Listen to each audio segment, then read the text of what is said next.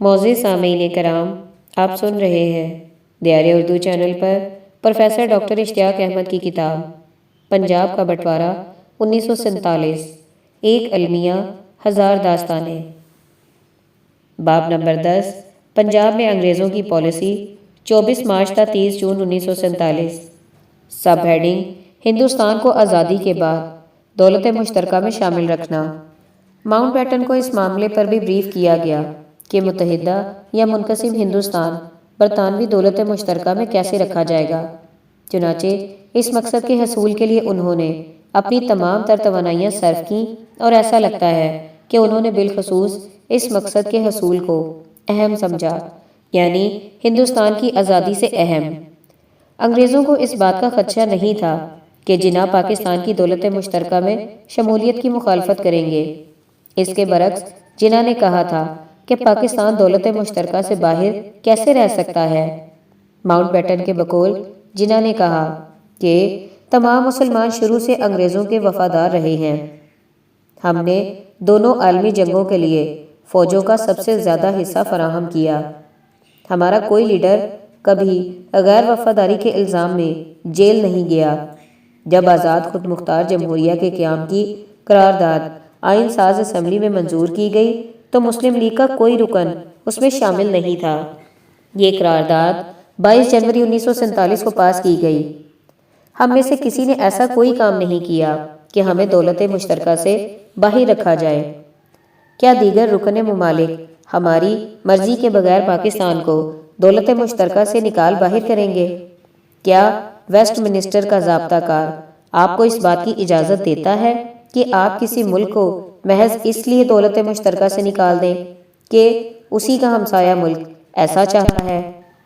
برطانوی وزیر اعظم mister Churchill نے مجھے یقین دلایا کہ برطانوی عوام ہماری دولت مشترکہ سے بے دخلی کی کبھی حمایت نہیں کریں گے۔ ماؤنٹ بیٹن نے جناح کو جواب دیا کہ وہ اگرچہ جذباتی طور پر ان سے اتفاق کرتے ہیں، لیکن اگر صرف ایک حصہ دولت مشترکہ میں اس بنیاد میں رہا کہ اس میں برطانوی افسر موجود ہے اور اسے برطانوی امداد ملتی ہے تو اس سے عجیب صورتحال پیدا ہو جائے گی۔ یہ صورتحال اس صورت میں ناگزیر ہو جائے گی اگر برطانیہ اس حصے کے ساتھ جنگ آزما ہو جو دولت مشترکہ سے باہر ہوگا۔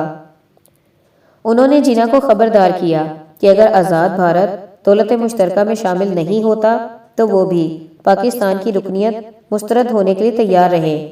اس جواب پر ماؤنٹ بیٹن کے مطابق محمد علی جناح نے کہا کہ وہ ایسی صورت میں شاہ معظم برطانیہ کی حکومت کے اپیل سننے کے اختیار پر انحصار کریں گے۔ جناح کو اعتماد تھا کہ انہیں برطانوی عوام کی حمایت حاصل ہوگی۔ دوسری طرف کانگریس دولت مشترکہ کے خیال کی بھرپور مزاحمت کرتے ہوئے مکمل آزادی اور خود مختاری کے حق کا دعویٰ کر رہی تھی۔ تاہم کانگریس پر زبردست دباؤ کے نتیجے میں مئی 1947 میں کانگریس کا ایک رہنما دولت مشترکہ میں شمولیت پر رضامند ہوتا چلا گیا۔ 7 مئی کو وائسرائے اسٹاف کی 27ویں میٹنگ میں یہ کہا گیا کہ سردار دلیپ بھائی پٹیل کو اس ضمن میں منا لیا گیا ہے جبکہ نہرو بھی متفق ہو جائیں گے۔ سب ہیڈنگ: 1947 میں انتقال اقتدار۔ تاریخ کے بغیر رپورٹ میں غالب امکان ہے کہ اوائل مئی میں لکھی گئی وائسرائے کی 29ویں اسٹاف میٹنگ کی تفصیل یوں بتائی گئی ہے۔ عالی مرتبت وائسرائے نے کہا کہ وہ سمجھتے ہیں اگر ہندوستان کو آزاد ملک کا درجہ جون 1948 سے پہلے دے دیا گیا تو یہ کام 1947 کے دوران وقوع پذیر ہو جانا چاہیے۔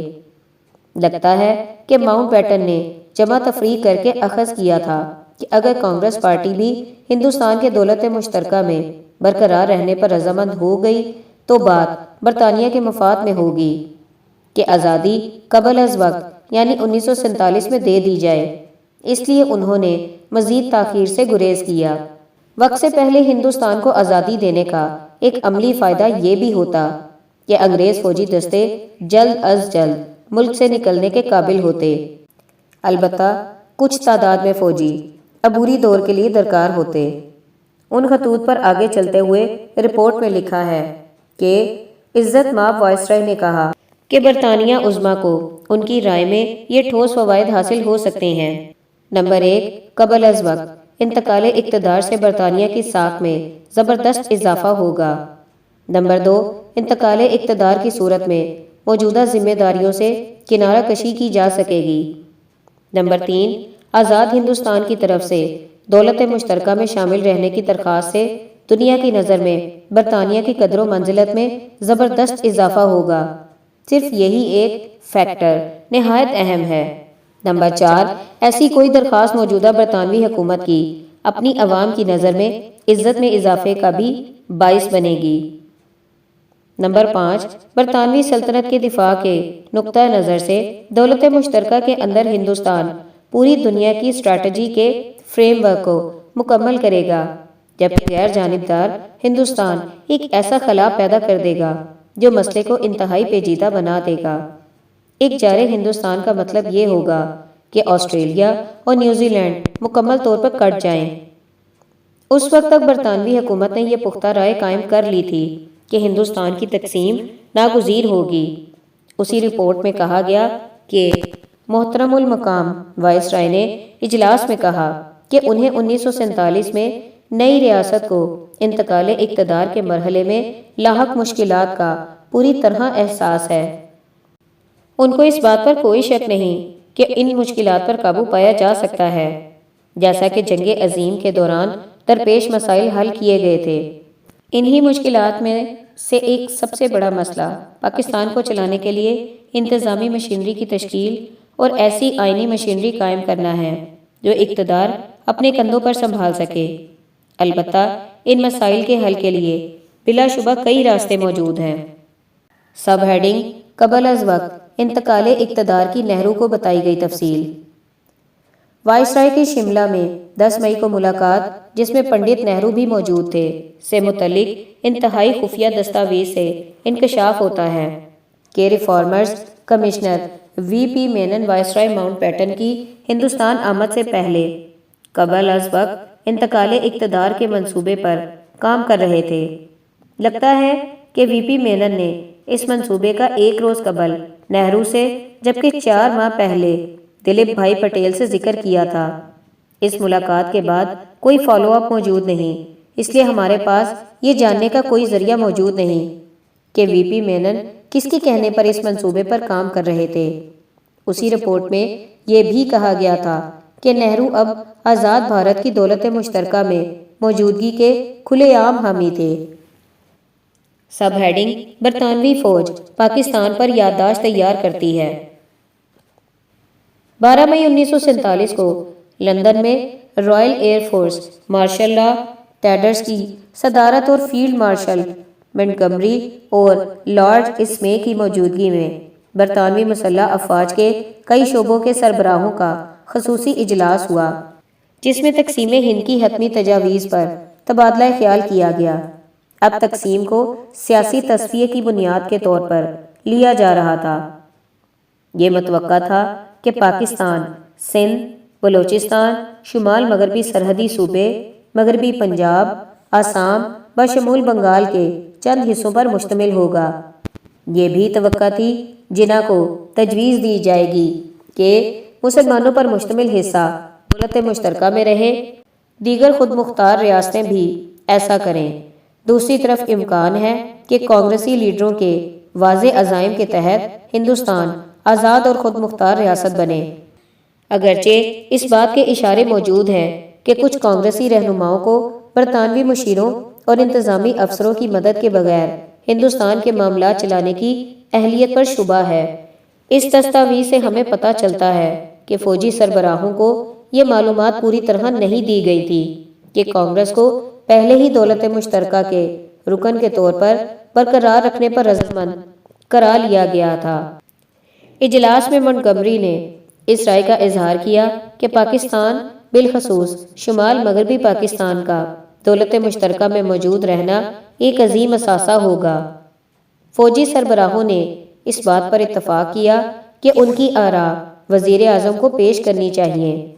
انہوں نے اتفاق کیا کہ اسٹریٹجک نقطہ نظر سے مغربی پاکستان کے دولت مشترکہ میں رہنے کے حق میں ٹھوس دلائل موجود ہیں، جیسا کہ ہمیں کراچی بندرگاہ جیسی اہم اسٹریٹجک سہولیات اور مسلمانوں کی مستقبل میں افرادی قوت کی فراہمی۔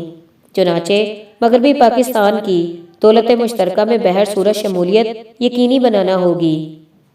اس ضمن میں انکار کا مطلب یہ ہوگا کہ وفادار لوگ دولت مشترکہ سے نکال دیے جائیں اور ہمیں ہندوستان میں کسی بھی جگہ سے اسٹریٹجک سہولیات میسر نہ ہوں۔ اس کے علاوہ پوری اسلامی دنیا میں ہماری ساکھ بھی متاثر ہوگی۔ عسکری نقطہ نظر سے اس کے نتائج تباہ کن ہوں گے۔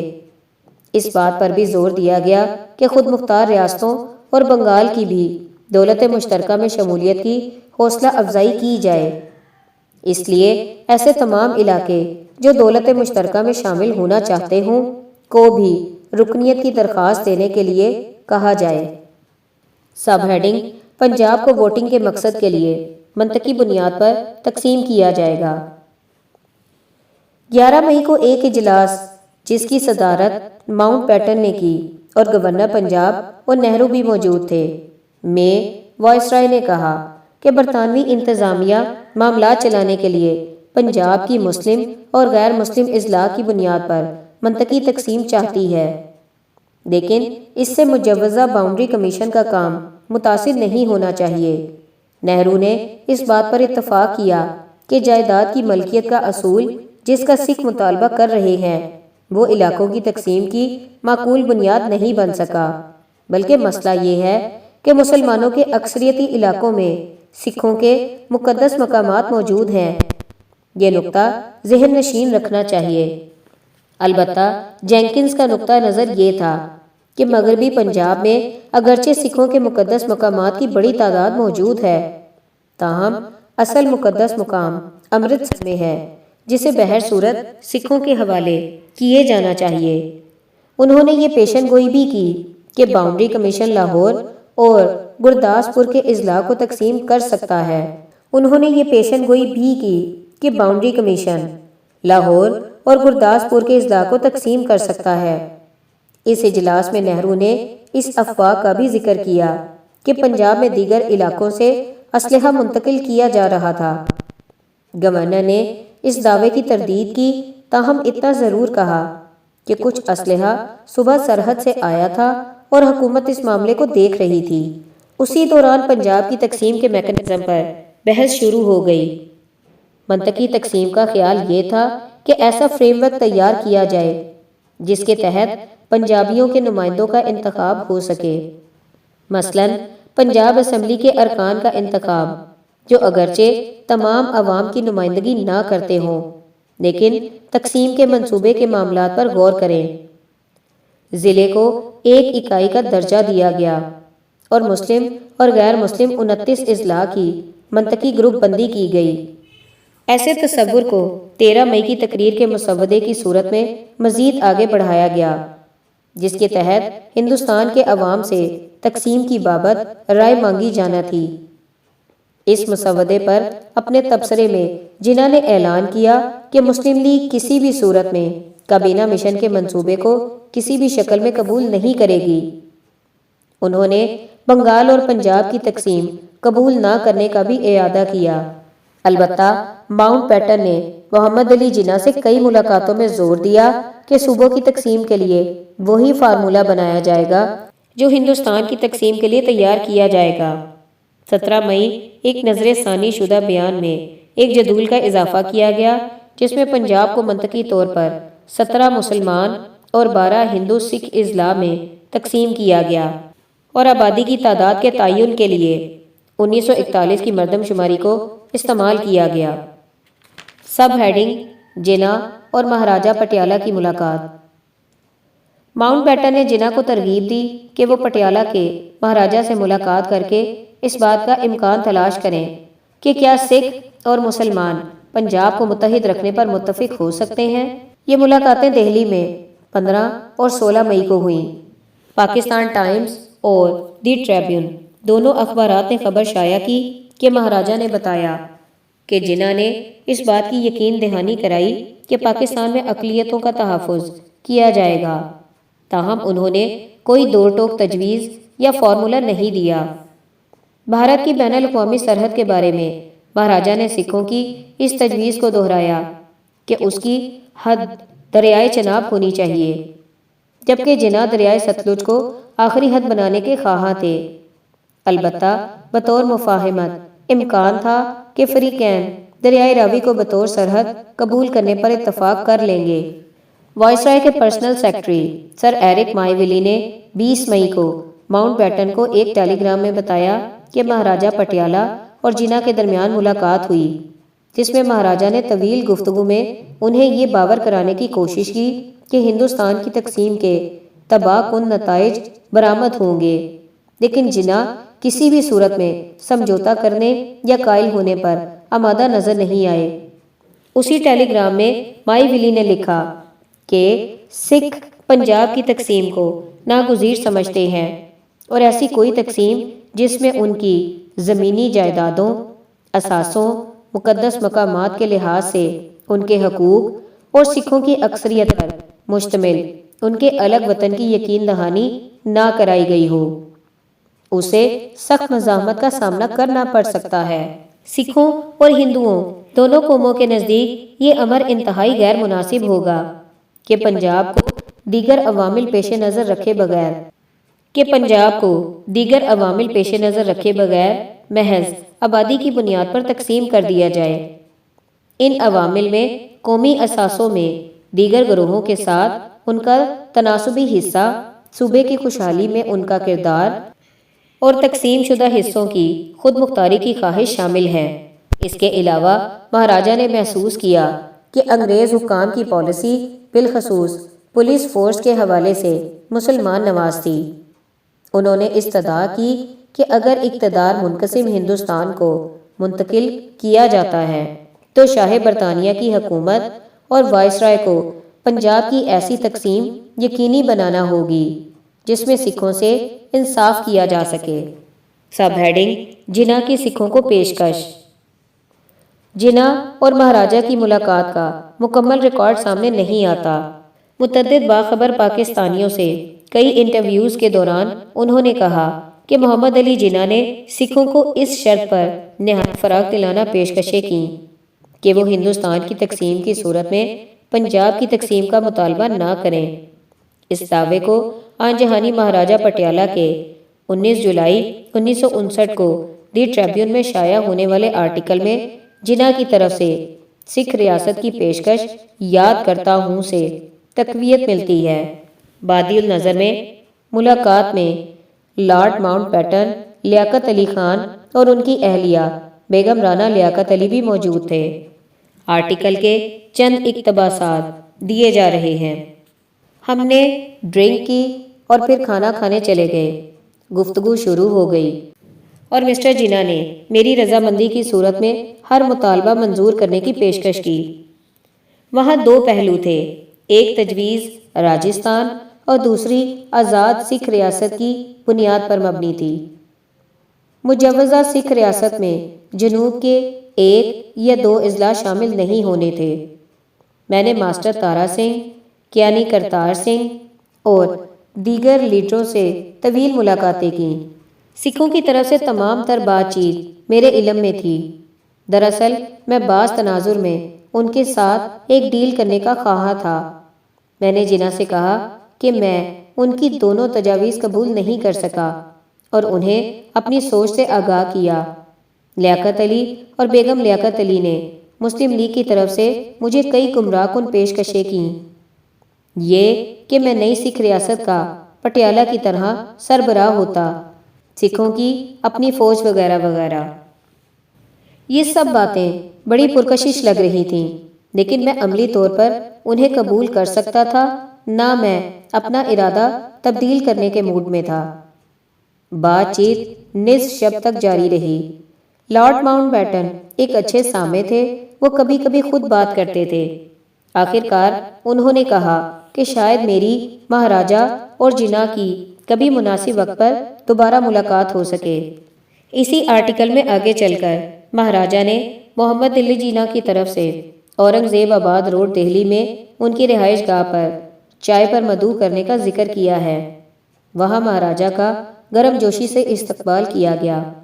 ملاقات میں مس فاطمہ جناح بھی موجود تھیں اور بعد ازاں لیاقت علی خان بھی شامل ہو گئے۔ اس موقع پر وہی باتیں ہوئیں جو 2 روز قبل ہوئی تھیں، لیکن کوئی نتیجہ برآمد نہ ہو سکا۔ سکھ لیڈروں اور مسلم لیگ کی قیادت کے درمیان ملاقاتوں میں پٹیالہ کے سابق وزیر اعظم ہردرت سنگھ بھی شریک رہے۔ جو واقعہ بیان کیا گیا ہے وہ ایسی ہی کسی ملاقات کی تفصیل ہے جس میں دیگر سکھ لیڈروں کے علاوہ مہاراجہ بھی موجود تھے۔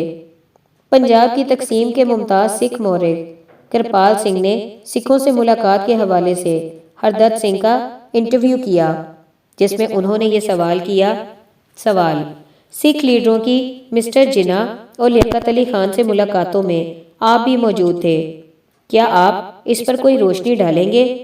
یہ مذاکرات ناکام کیوں ہوئے؟ آپ جانتے ہیں کہ اس وقت تک پاکستان کا قیام یقینی نظر نہیں آ رہا تھا۔ جناح سکھوں کو قائل کرنے کے کافی شائق تھے، چنانچہ انہوں نے مہاراجہ پٹیالہ کو ملاقات کا پیغام بھجوایا، جس پر مہاراجہ نے مجھ سے مشورہ کیا تو میں نے کہا کہ ملاقات ہر صورت کریں، لیکن جناح کو اپنی طرف بلائیں، ہم ان سے ملنے کیوں جائیں؟ بات انہوں نے کرنی ہے تو انہیں خود آپ کی طرف چل کر آنا چاہیے۔ لہٰذا ہم نے انہیں پیغام بھجوا دیا، جس کے جواب میں انہوں نے کہا کہ وہ یہاں نہیں آ سکتے، اس لیے کسی تیسری جگہ پر ملاقات رکھ لیں۔ ہم نے یہ بات مان لی، چنانچہ نئی دہلی میں 4 بھگوان داس روڈ پر میرے بھائی کے گھر پر ملاقات کا اہتمام کیا گیا۔ ملاقات میں جناح، مہاراجہ پٹیالہ، میں خود، ماسٹر تارا سنگھ اور کیانی کرتار سنگھ موجود تھے۔ میں سکھوں کی طرف سے ترجمان تھا۔ مسٹر جناح نے ان الفاظ کے ساتھ گفتگو شروع کی کہ وہ دلی طور پر خواہاں ہیں کہ سکھ پاکستان کو تسلیم کر لیں، جس کے بدلے میں سکھوں کو جو مانگیں گے دیا جائے گا۔ میں نے انہیں مخاطب کر کے کہا کہ مسٹر جناح، آپ نے کمال مہربانی کا مظاہرہ کیا ہے، لیکن ہم جاننا چاہتے ہیں کہ آپ کا حقیقی موقف کیا ہوگا۔ آپ کی حکومت ہوگی، آپ کی پارلیمنٹ ہوگی اور مسلم افواج بھی ہوں گی، یہ بتائیے کہ ان سب میں سکھوں کا کیا حصہ ہوگا؟ ان کا جواب تھا: مسٹر دت، کیا آپ کو پتا ہے کہ مصر میں کیا ہوا تھا؟ میں سکھوں سے ویسی ہی ڈیل کروں گا جیسی زغلول پاشا نے مصر کو آزادی ملنے کے وقت قبطی عیسائی اقلیت سے کی تھی۔ اس کے بعد انہوں نے پوری کہانی سنائی کہ قبطی عیسائیوں کا وفد پہلی بار زغلول پاشا سے ملا اور اپنے مطالبات پیش کیے۔ مطالبات سننے کے بعد زغلول پاشا نے ان سے کہا کہ آپ لوگ واپس جائیں، ایک بار پھر غور کریں اور اگلی ملاقات میں مطالبات تحریری شکل میں لے کر آئیں۔ انہوں نے ایسا ہی کیا، چنانچہ زغلول پاشا نے کاغذ پکڑا اور پڑھے بغیر لکھ دیا: منظور ہے۔ جناح نے اس موقع پر کہا: یہی کچھ میں سکھوں کے ساتھ کروں گا۔